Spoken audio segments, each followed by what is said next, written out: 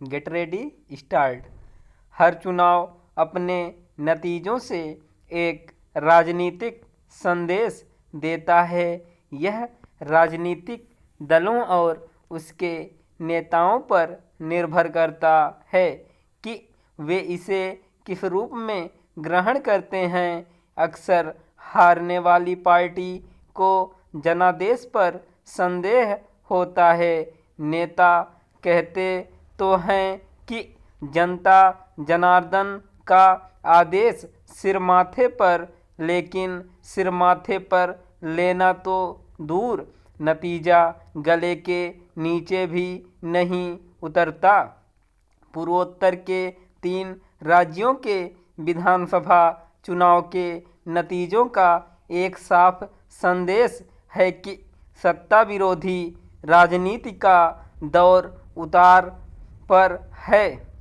मतदाता अब सत्तारूढ़ दल को एक और मौका देने को तैयार है।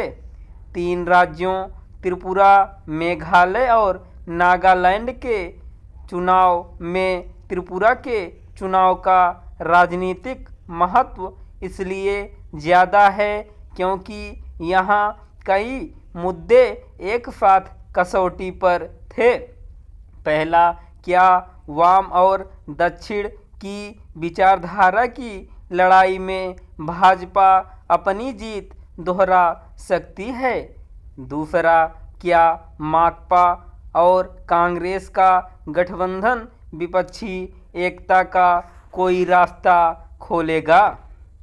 तीसरा, राज्य के चुनावी मैदान में आई नई पार्टी टिपरा मोथा को जनसमर्थन मिलेगा या नहीं? चौथा, राज्य का विभाजन कर एक अलग आदिवासी राज्य बनाने के मुद्दे पर मतदाता की क्या राय है? चुनाव नतीजों ने इन सभी मुद्दों पर स्पष्ट जनादेश दिया। भाजपा की लगातार दूसरी जीत से स्पष्ट संदेश है कि कांग्रेस और माकपा शासन से त्रिपुरा के लोगों ने तौबा कर ली है। मतदाता पीछे मुड़कर देखने को तैयार नहीं है।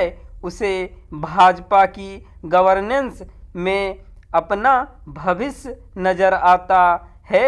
भाजपा के खिलाफ सीधी वैचारिक लड़ाई के स्तर पर वाम दलों को तीसरी बार मात मिली। पहली बार 2018 में त्रिपुरा में जब भाजपा 0 से 36 सीटों पर पहुंची और माकपा को सत्ता से बाहर किया। दूसरी बार 2021 में बंगाल में वाम दलों को 0 पर पहुंचा दिया। तीसरी बार इस चुनाव में माकपा की सीटें और मत प्रतिशत दोनों को घटाकर कांग्रेस और माकपा का गठबंधन बंगाल के बाद त्रिपुरा में भी असफल रहा। यदि यहाँ सफलता मिलती तो विपक्षी एकता का नया मॉडल बनाने की कोशिश होती। इसके साथ ही भाजपा के पराभव की कहानी लिखी जाने लगती।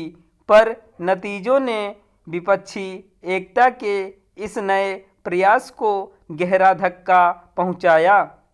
विपक्षी एकता का रास्ता खुलने के बजाय और मजबूती से बंद हो गया।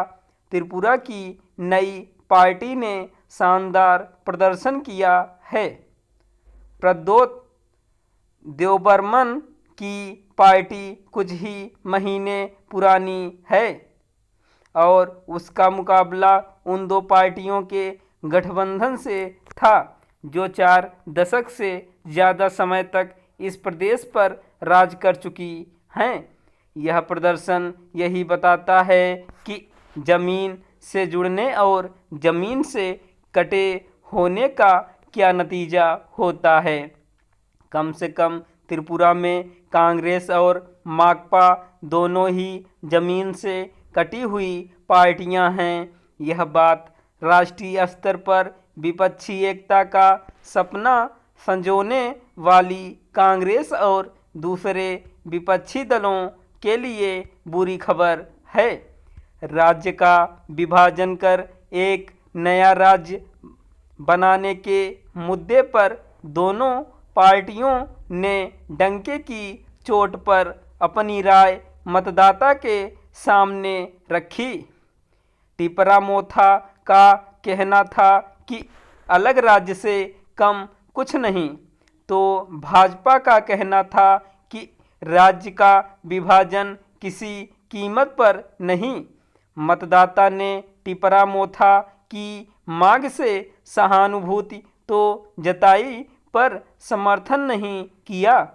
लोगों ने माना कि इस नई पार्टी को आदिवासी समाज के हितों की चिंता है, पर भाजपा को उसने ज़्यादा जिम्मेदार पार्टी के रूप में देखा और प्रदेश की एकता के पक्ष में फैसला सुनाया। नागालैंड में एनडीपीपी और भाजपा का गठबंधन स्पष्ट बहुमत के साथ लौट आया है। मेघालय में पिछली बार की तरह ही त्रिशंकु विधानसभा आई संभावना है कि कोनराड संगमा की एनपीपी और भाजपा की सरकार फिर से बने। पूर्वोत्तर के इन 3 राज्यों के नतीजों का राष्ट्रीय राजनीति पर क्या प्रभाव पड़ेगा? विधानसभा चुनाव के नतीजों का लोकसभा चुनाव से कोई सीधा नाता नहीं होता। याद कीजिए 2018 जब भाजपा राजस्थान, छत्तीसगढ़, मध्य प्रदेश हार गई थी और कर्नाटक में बहुमत से दूर रह गई थी।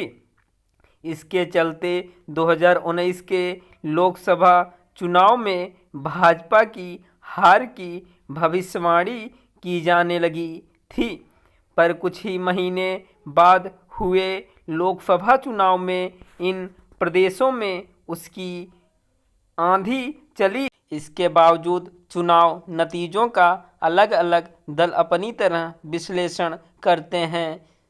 जीतने वाला इसके इर्द गिर्द एक विमर्श गढ़ता है। इस बार भी होगा। जो हार जाता है वह इन नतीजों को ज़्यादा महत्व नहीं देने की वकालत करता है। फिर भी हर चुनाव नतीजा कुछ कहता है। 3 राज्यों के चुनाव नतीजों ने एक बार फिर इस अवधारणा को पुष्ट किया कि विकास के काम से भी चुनाव जीता जा सकता है। पूरे पूर्वोत्तर में राजनीतिक अस्थायित्व के पीछे विकास की तेज हुई गति का सबसे बड़ा योगदान है।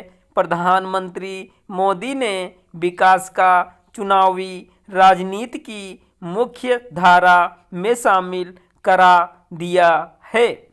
चुनाव नतीजों ने धार्मिक फतवों की राजनीति को भी धक्का पहुंचाया है। नागालैंड में चर्च की ओर से भाजपा और एनडीपीपी का नाम लिए बिना इन्हें वोट न देने की अपील जारी की गई, पर मतदाता ने उसे अनसुना कर दिया। मेघालय में भाजपा की 2 कोशिशें विफल रहीं। पहली ईसाई समुदाय में पैठ बनाने की और दूसरी वंशवादी राजनीति के विरुद्ध आक्रामक मुहिम की।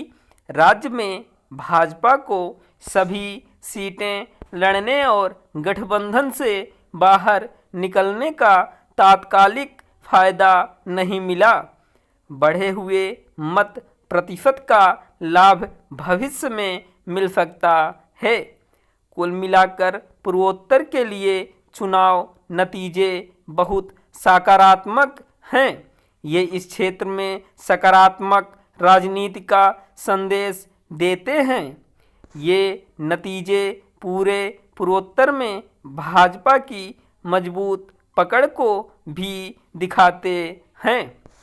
7 राज्यों में से 4 असम, अरुणाचल, मणिपुर और त्रिपुरा में उसका अपना मुख्यमंत्री है।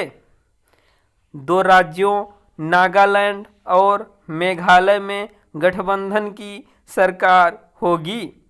ये नतीजे पूर्वोत्तर से कांग्रेस की विदाई की भी मुनादी करते हैं। कांग्रेस अब भाजपा तो क्या क्षेत्रीय दलों से भी मुकाबला करने की स्थिति में नहीं रह गई है। पूर्वोत्तर की राजनीति भाजपा के राजनीतिक उत्थान और कांग्रेस के पतन की दास्तान बयान कर रही है। स्टॉप।